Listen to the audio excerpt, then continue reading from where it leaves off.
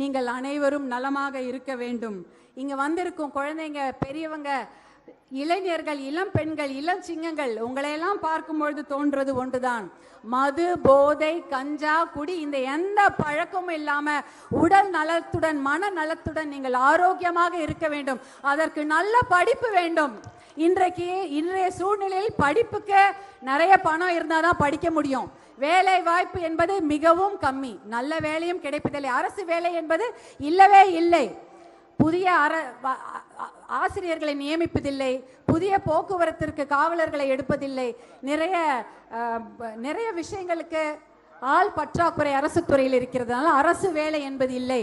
இதற்காகத்தான் இடஒதுக்கீடு நாம் கேட்டுக்கொண்டிருக்கின்றோம். இந்த நிலைமை நீடிக்க கூடாது.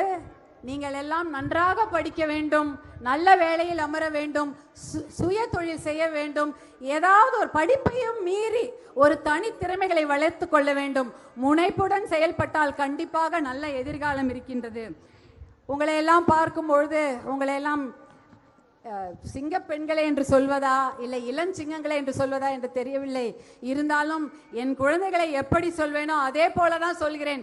என் அன்பு செல்வங்களே, என் செல்லங்களே, உங்களுடைய வரலாறை இன்று நீங்கள் பார்த்தீர்கள். நம்முடைய வரலாறை நினைவில் வைத்துக் கொள்ளுங்கள். நீங்களும் நாமும் சேர்ந்து மீண்டும் ஒரு வரலாறை படைப்போம்.